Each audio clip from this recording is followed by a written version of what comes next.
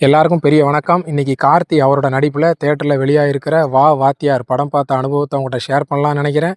படத்துடைய கதை என்ன அப்படின்னு கேட்டிங்கன்னா, எம்ஜிஆர் இறந்த நாளை காமிக்கிறாங்க. இறந்த நாள் அதே நேரத்தில் கார்த்தி ஹாஸ்பிட்டலில் பிறக்கிறாரு.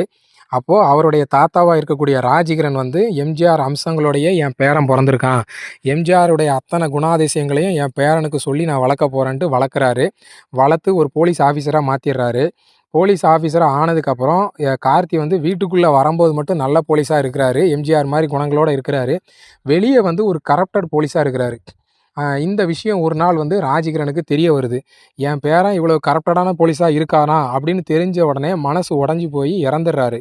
இறந்த உடனே எம்ஜிஆருடைய ஆன்மாவே கார்த்திக்குள்ளே இறங்கிருது. பகல் ஃபுல்லாக நார்மல் போலீஸாகவும், நைட் ஆன உடனே எம்ஜிஆராகவுமே கார்த்தி மாறிடுறாரு. கெட்டவங்களை பூரா தேடி தேடி போய் தண்டனை கொடுக்குறாரு. இதுக்கப்புறம் இந்த கதையில் நடந்த சம்பவங்கள் தான் இந்த வா வாத்தியாரே படத்துக்குள்ள மொத்த கதை. இந்த படத்தில் ஏகப்பட்ட நட்சத்திர பட்டாளம் நடிச்சிருக்கிறாங்க. Sathyaraj sir, Rajkiran sir, PL Thenappan, நம்ம பாபி சிம்ஹா, ரமேஷ் திலக்கு, கீர்த்தி ஷெட்டின்னு எல்லாரும் நடிச்சிருக்கிறாங்க.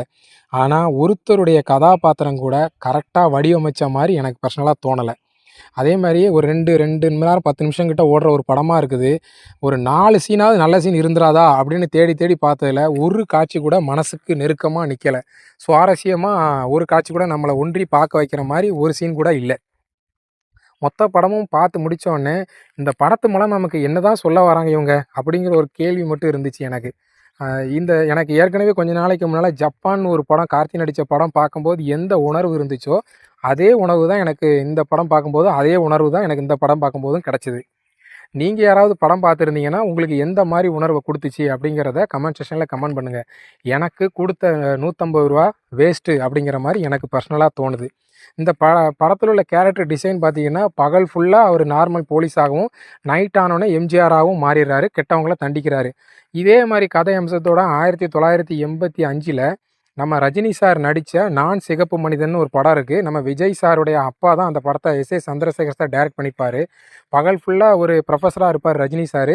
நைட் ஆன உடனே ராபின்ஹுட் மாதிரி மாறி கெட்டவங்களை பூரா தேடி தேடி போய் கொல்லுவார். பாக்யராஜ் சாரோட நடிப்பு, அந்த படம் நல்ல ஒரு சஸ்பென்ஸ் த்ரில்லராகவும் ஆக்ஷனாகவும் அந்த படம் இருக்கும்.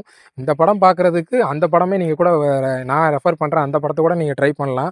இல்லை இந்த படத்திலே தேட்டரில் காமிக்கிற மாதிரி குடியிருந்த கோயில், அந்த 1001 படத்தெல்லாம் காமிப்பாங்க. இந்த படத்தை பார்க்குறதுக்கு அந்த எம்ஜிஆர் சாருடைய படங்கள் கூட நீங்கள் பார்க்கலாம். என்னோடய பர்சனல் ஒப்பீனியன் இது. இந்த படத்தை தேட்டரில் போய் பாருங்கன்னு என்னால் ரெக்கமெண்ட் பண்ண முடியலை. வீடியோவை கவனித்த அத்தனை நாள் உள்ளங்களுக்கும் நன்றி.